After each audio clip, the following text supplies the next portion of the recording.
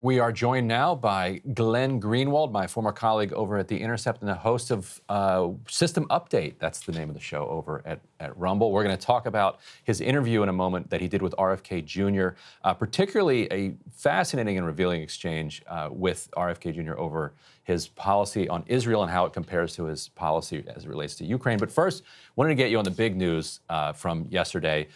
Trump turning himself in for idiotically holding on to all of these documents when the government's trying to get them back. Emily and I were just going through what I think is my dream scenario, and I wanted to get your take on this. And it would be that the thing is punted past the election. Trump is convicted on these Espionage Act claims. It then goes to the Supreme Court, and the Supreme Court rules the Espionage Act unconstitutional and ditches the entire law so that they can free Trump. I'm curious for your take on these Espionage Act charges, and also, would that be a dream scenario?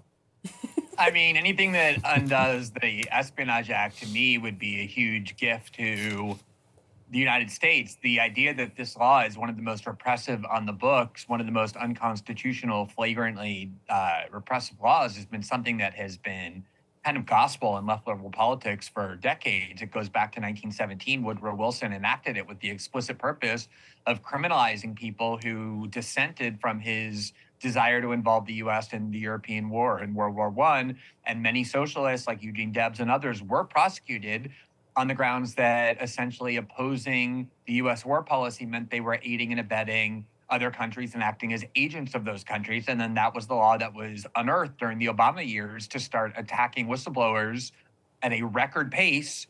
And the reason is because it's a law that basically ensures the government can win. That was the law that Daniel Ellsberg was tried under. He intended to go on the stand and argue to a jury of his peers that, yes, he leaked the Pentagon Papers, but it was justified for him to do so because the government had no right to conceal it in the first place. And the judge immediately shut it down and said, under the Espionage Act, it doesn't matter what your motive is. It's a strict liability statute. And that's what makes it such a horrifically powerful weapon in the hands of the government. And there is an irony that the Trump administration prosecuted Julian Assange under this and others. Trump cheered Snowden's prosecution under it, and now Trump himself faces prosecution under this law. But a principled civil libertarian, somebody who has worked, for example, at the ACLU, would have no choice but to say, in all instances where this law is applied, it's an unjust outcome. Yeah, I think that's very well said.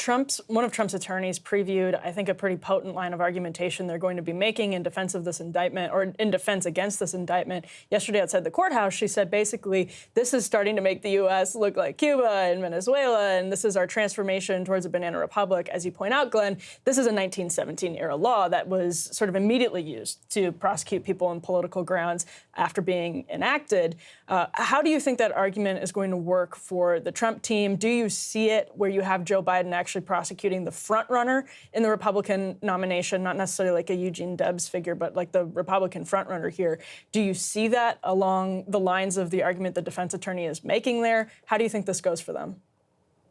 Well, there's a huge irony here in terms of my own trajectory and my own career and belief system, which is I watched President Obama immunize the entire CIA and all Bush officials for any prosecution for war on terror crimes, including torture.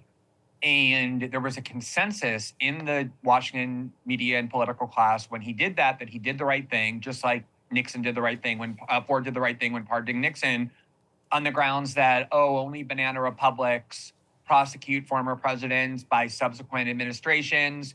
And my argument at the time was, no, actually, what happens in a banana republic is there's a two-tiered system of justice, one for elites and one for everybody else, and not prosecuting war on terror criminals is what would make us this kind of banana republic. And now here we are, finally a person with power seemingly being prosecuted. But for me, the problem becomes it's still selective. It's selective in a different way. Clearly, Trump is an enemy of the political establishment in the way that, say, others who did similar or worse things like David Petraeus and Leon Panetta and arguably Hillary Clinton was not. And they did not spend a single second in jail. They weren't charged with Espionage Act violations. And so I do think there's a highly political element to that. And just imagine if we watched what's happening in the United States, happening in one of the designated bad countries, where a current president imprisons, or his administration is trying to imprison, his leading opponent heading into an election where all polls show that that opponent is leading, we would immediately say that's proof of despotism, like when Vladimir Putin presided over Navalny's corruption charges. That was what was said, and it's hard to distinguish, I think, what's going on here. I think that's especially true in light of the fact that Clinton actually could have also had the obstruction charges, not just the Espionage Act violations, but potentially obstruction charges too.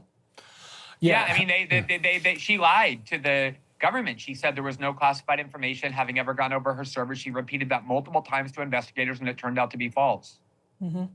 I'm curious if you put Trump on the couch, how he wound up in this situation. Like, for somebody who has talked so frequently about the deep state coming after him, like this is basically his number one argument that he's been making for because you are judged by who your enemies are, and he's like, look at who my enemies are. They want to destroy me, therefore I must be doing something right.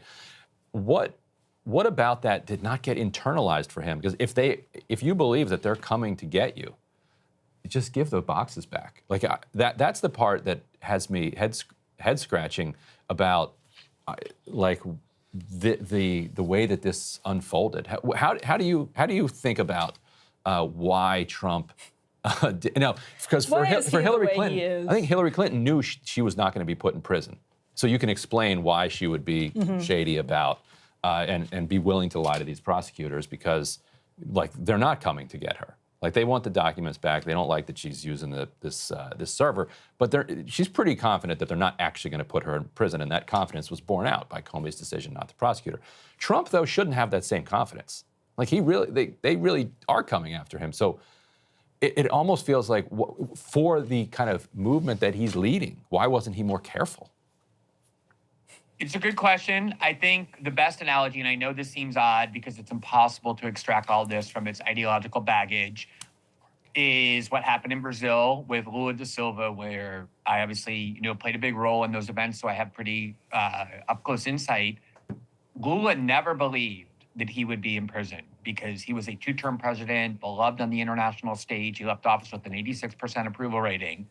And at exactly this point, the analogous point in the election cycle for Brazil, 1 year before the 2018 presidential election, in 2017, when he was leading all polls, they came and they charged him with multiple corruption crimes, arrested him, and sentenced him to 11 years in prison. And when that happened, he began to view all of the people responsible for that with such disdain that he no longer recognized their legitimacy. The lead prosecutor in Lula's case ran for Congress and won, got the biggest vote total in his state, and they just removed him from Congress on some concocted corruption ground, and now they're looking to do the same with the judge who presided over the case, who's now a senator. So this vengeance factor, when you spend time in jail, is very high. This is, you're talking about an establishment that twice impeached Donald Trump, that has now indicted him twice, that makes no secret about their desire to put him into prison. And so, yes, you can on the one hand say, well, he should therefore be even more careful and not hand them weapons to use against him. On the other hand, I think when you feel genuinely persecuted by unjust authority, which is definitely how he and a lot of his supporters feel, and I think with good reason. Remember, Chuck Schumer warned him this would happen. If you challenge the CIA, they have 6 different ways to get back at you. And that's what has been happening throughout his presidency with Russiagate and now these impeachments and now these indictments. I think there's this kind of sense that I'm just not going to play ball with these people. I'm not going to recognize the legitimacy of their demands for these documents back because they're out to get me no matter what I do. And war is the only way to go about this. It's important to take Chuck Schumer both literally and seriously. Yes. Yeah. He was not kidding. I mean, it was the most amazing moment of candor I've ever seen from a top-level Washington official. Yeah. So pivoting to your interview with RFK Jr. recently, actually, we'll just play this clip, and to set it up, you asked him basically, why is it that you're skeptical about funding for the war in Ukraine because of the needs of people here at home, but not the same for Israel? So let's roll that clip here. Why are we in the United States transferring billions of dollars of aid each year to a country, Israel, whose citizens in a lot of ways enjoy better standards of living than a lot of the ways American citizens live? What is your argument for why we should send so much money to Israel but not to Ukraine? Well, I mean, historically, that argument has been that Israel is the model democracy in the Mideast. It's the only democracy in the Mideast, and as a democracy, it's a model for peacekeeping. There's never been a time in history when a democracy has gone to war with another democracy. So I think our policy in the United States should be to support the growth of democracies around the world. But that was the argument for going into invading Iraq. We're going to spread democracy in the Middle East. That's the argument for supporting the Ukrainians, which is the Ukrainians are a democracy and Russia's an autocracy. There's a and Glenn, I agree with you, and I think I do think there's a difference between what we did in Iraq, which is imposing a U.S. system, which I don't think was really democracy at the point of a gun, and going in a preemptive war, which we've never done in our history, on a pretext in which we lied to the American public about weapons of mass destruction, and our policy of assisting an existing democracy in the Mideast that has had a long relationship with our country and long and supportive relationship with our country. But, I think you raised some important points. I think it probably, at this point in history, Israel is much better able to take care of itself than it was in the past, and we need to look at all those things. That was a long clip, but I wanted to play all the way to the end of it because it's a remarkable moment in an interview where you kind of see him think through the position, and by the end of it, he's like, actually, you know what, Glenn? Maybe Israel is ready to stand up on its own 2 feet, and we should reduce the amount of spending we're there, which is an incredible turnaround from just days earlier where he had denounced his friend Roger Waters over Israel-related tweets, concerts, etc. Were you surprised at the kind of arc of his answer there? Yes and no. I mean, this is what I took away from the interview. Obviously, a lot of people were angry about his extreme pro-Israel narrative, which is way beyond what even Democratic members of Congress will say. They're much better at pretending to care about Palestinians than he bothered to do. And other people were angry about his views on China, essentially saying we're doing to China exactly what we're doing to Russia, namely, baselessly and stupidly provoking them with encirclement physically around their country. But although, I didn't like his answers on Israel up until that point, what I find so fascinating about him, Ryan, is that if you look at his life, you can't find a more charmed life to be an establishment figure. He had 2 uncles who were senators from the Democratic Party, or rather his father and an uncle were senators. His other uncle was the president. He comes from this beloved Democratic Party dynasty. He's married to a very popular actress in Hollywood. He's wealthy. He's well known. He's famous. And what has clearly happened, he was a long time an establishment Democrat. He supported and endorsed Hillary Clinton over Barack Obama. That's how much of it ingrained in the establishment he was in 2008. And we've all had those moments where we kind of become radicalized when we realize in an issue that we know a lot about that the establishment is lying to us. And we start thinking, well, if they're lying to us about this, maybe I've been propagandized and deceived in other areas as well. He had the same answer on Russiagate. I had previously said he was a supporter of Russiagate. His campaign contacted me and said they didn't think that was fair. But he said, no, you're right. I was a supporter of Russiagate because I got duped by the propaganda. And once I started hearing people in the context of COVID tell me, oh, vaccine skepticism means you're a Kremlin agent, I started realizing, wait a minute, how is this actually being used? And then the more I looked into it, then I read the Durham report, I saw that I had been deceived. And a lot of that comes from COVID radicalism. And I think that has made him somebody, even at the age of 68, who is now starting to really question a lot of things he's long been conditioned to believe and is very willing to be open-minded and hear arguments against even his most core convictions in a way that I find very rare. First of all, I've never seen that in an interview before, but also very encouraging. If more than any particular policy view, I think that character trait of being intellectually humble, of realizing some of your views may be grounded in unthought through propaganda, is an incredibly valuable one to have in a major presidential candidate. Yeah, not to mention a willingness to sort of work through them actually on air, not behind closed doors in the proverbial smoke-filled back room. I think that's like a huge distinction as well. Do you get the sense, I remember when Justice Democrats tried to cobble together that Ukraine letter and ended up retracting it, what was that, like 6 months ago at this point? Do you get the sense, Glenn, that this switch, that Ukraine perhaps is a window into an awakening for other Democrats? Because it seems to me like the Democratic establishment's clinging to their narrative on Ukraine is similar to their clinging to their narrative on Israel. But for people outside the Democratic establishment, they see that doubling down and they wonder why they would be doubling down. So do you get the sense that he might be representative of other Democratic voters? I think so. I think the interesting thing, I mean, of course, we've had politicians before. This isn't the first time say, oh, I was wrong. But usually it's because they're forced to. Like Hillary Clinton running for president in 2008 was required to say, I got the Iraq war wrong and apologize. So was John Kerry, because the voters demanded that. What RFK Jr. is doing is something that is likely to expel him from his political and social circles, saying, I got Russiagate wrong by being too gullible about it. And I don't believe the war in Ukraine is a just war that we ought to be pursuing and involving the United States in. And I think when someone makes those kinds of admissions against their own interests, that's when you can believe more in the authenticity of those convictions. So the question of how much space is there in the Democratic Party to start opposing Biden's bellicose rhetoric about Ukraine and fighting the Russians until the end after a year and a half now of all this fighting and killing with no end in sight, I think it's a very interesting one. The problem, of course, was that no Democrat, not AOC, not Ilhan Omar, not Cory Bush, none of them voted no on that original bill. They all lined up unanimously and said, yes, we support the Biden war policy in Ukraine.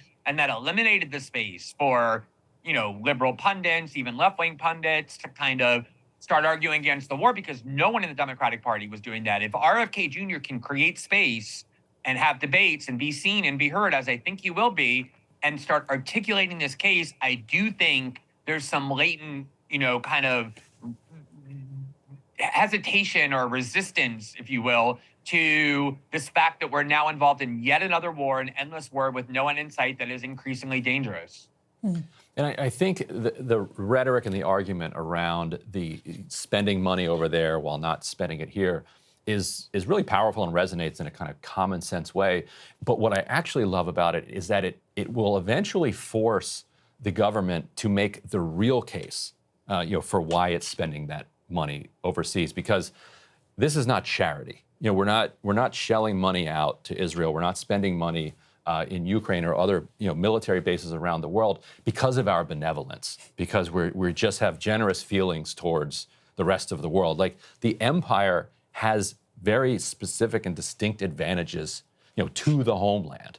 And so it's not as if when you spend money in Ukraine, you don't have money to spend here in the United States. The United States can borrow at will. The United States has a Federal Reserve, and 70-80% of that money that we allegedly send to Ukraine never leaves Northern Virginia or suburban Maryland anyway. And so it would be fun to see the government have to actually make that argument, say that no, don't worry, it's not charity. We're not supporting Israel just because we love the only democracy in the Middle East, which is so offensive to Iraq and Lebanon. Come on, man. They have elections. Why do we even went to war to make Iraq a democracy? Stop with this. Call it one of three. None of them are very functional. But that's not why we're supporting Israel. We're supporting Israel because we want a beachhead in the Middle East for our geopolitics, Yeah, I mean, which then keeps... How can you say that a government like the United States, that is the biggest sponsor of the Saudi despots and of Egyptian authoritarians and countries all over the world, actually cares about spreading democracy? The thing that really interests me, Ryan, is there's space, obviously, in the Republican Party for opposing the war in Ukraine. Trump is doing that, for example. But a lot of people dismiss that and say, well, conservatives don't want to fight Russia because their real goal is to fight China. What RFK said was he sees China and Russia in exactly the same way. We have 800 foreign bases all around the world, while China has one. We're encircling them in Guam and Australia and Japan and South Korea with nuclear-tipped missiles aimed at Chinese cities and nuclear-capable B-52s buzzing over their head. Biden was the first president to say, I will go to war with China over Taiwan.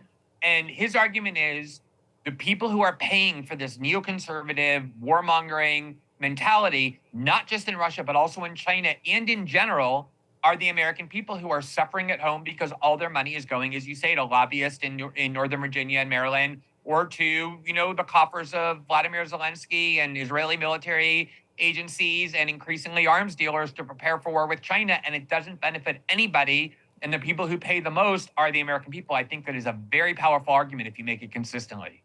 Yeah, that's right. Because if you have to make the argument that the empire actually is beneficial to the United States, then the question is, well, who? Who's it helping here in the United States? Because the regular person in America is saying, I'm not seeing it. Like now, if you look at the kind of median income and the housing values in Northern Virginia, then things are going quite well. But if you're looking at the rest of the country, not so much. Yeah, the confluence of Ukraine and China is really interesting because that's the test, right? There are really good reasons, I think, to be wary of where a relationship with China could go in a million different directions. But the capture of the conservative movement by the defense industry, that's really going to be put to a test. It's one thing to oppose Ukraine. It's another to see where that policy evolves on China. And the last question for me, on the Democratic Party, it is interesting to think about where this is going. My sense on Ukraine is that they just seem to be hoping that this just goes away, that maybe the spring offensive is the end, and then there's some type of kind of no, there won't be a negotiated peace where they sign paperwork, but the war basically peters out, and the lines get frozen where they are, and then they don't have to take a stand on this question anymore. But then you have the question of China, like you said, like how bellicose and confrontational are they going to be? But there doesn't seem to be energy for kind of an anti-war movement within the Democratic Party. Where do you see it going? Yeah, and the big question is why not, right? I mean, why are neocons from the Bush and Cheney era almost entirely now embedded within the Democratic Party? They're not just anti-Trump, they're anti-Republican Party and pro-Democratic Party. They perceive, I think correctly, the Democratic Party is the better vehicle for the fulfillment of their foreign policy agenda, which is always about increasing and seeking out confrontation and war. And the question is, why is there no space in mainstream liberal left discourse to raise these issues? There's a lot of energy that goes into the trans debate and the culture war, but almost none. There's no one almost ever who talks about foreign policy and war in the U.S. security state any longer. And this is what excites me the most about RFK Jr.'s candidacy, is that I think he will be kind of like a thorn in the side, like a reminder that these values are values that people who identify as American liberals are supposed to embrace. And the question becomes, why is it that, nobody seems to mind within the Democratic Party that Biden is not just devoted to endless war with Russia over Ukraine, after President Obama repeatedly said Ukraine is not a vital interest to the United States. We should not risk confrontation with Russia over who governs Eastern Ukraine or Crimea. That was Obama's emphatically stated view.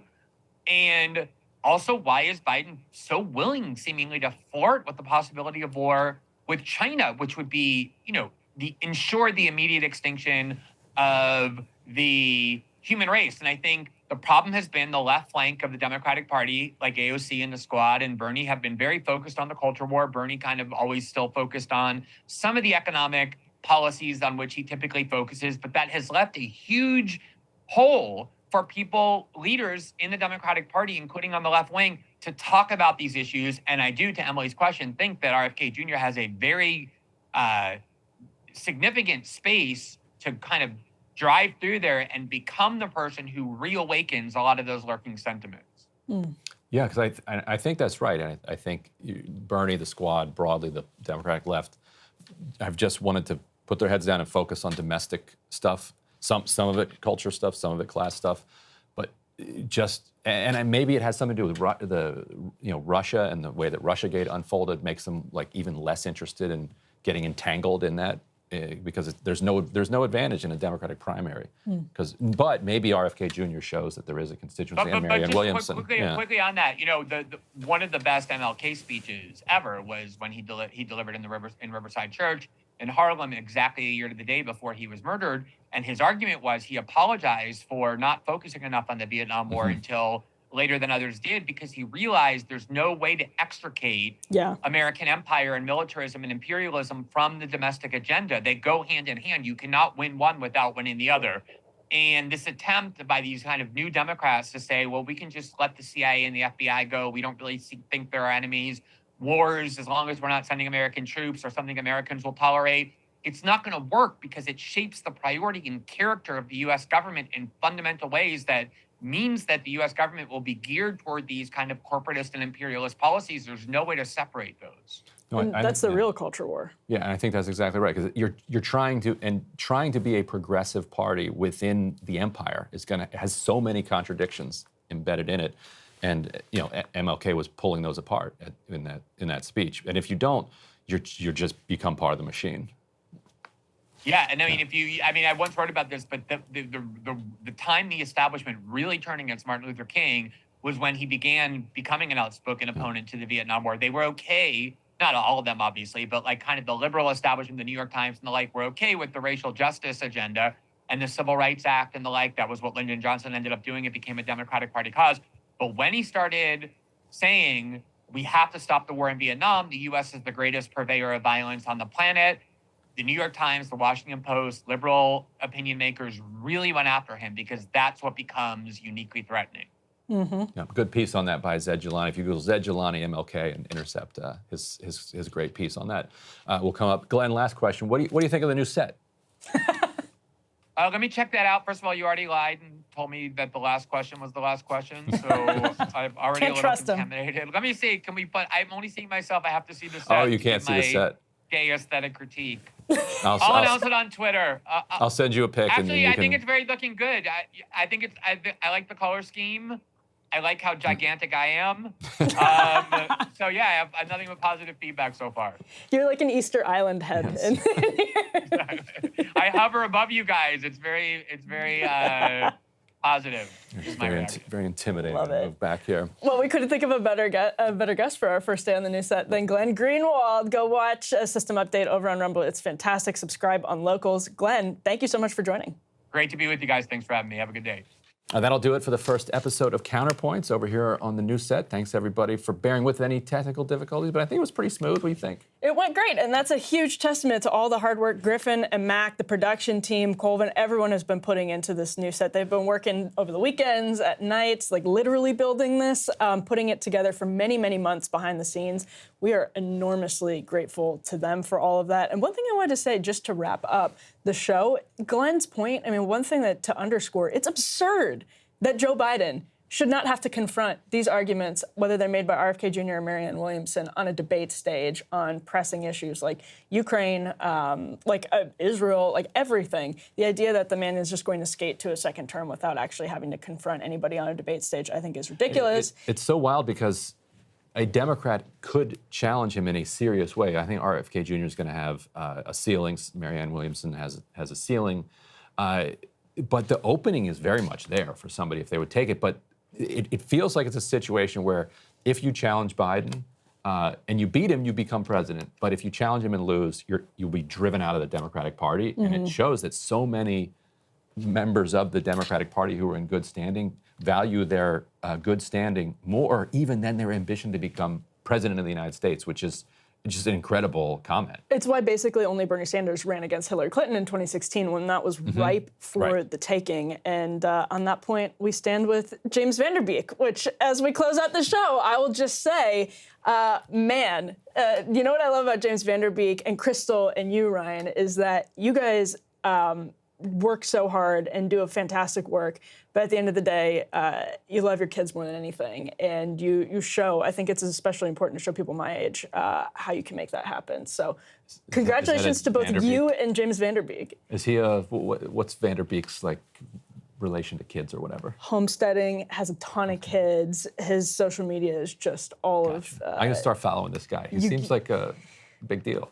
Gosh, I had to basically explain what a big deal James Van Der Beek was to Ryan, and I shared a very embarrassing story about my crush on James Van Der Beek in middle school with the team. I'm not going to share it here, but needless to say, I was a big fan. I think you just shared it. No, I didn't. It involves an iPod video. Anyway, on that note, thank you so much for tuning into the first edition of Counterpoints here on our new set. Thank you to the team. Thank you so much to all the premium subscribers for making this possible. You can watch the full show, start to finish, no interruptions, if you are a premium subscriber over here on Counterpoints. We appreciate it. Hope everyone has a good week. We do. See you later. Hey guys, if you like that video, go to breakingpoints.com, become a premium subscriber, and help us build the best independent media organization on the planet. That's right. We're subscriber funded. We're building something new. We want to replace these failing mainstream media organizations. So again, to subscribe, it's breakingpoints.com.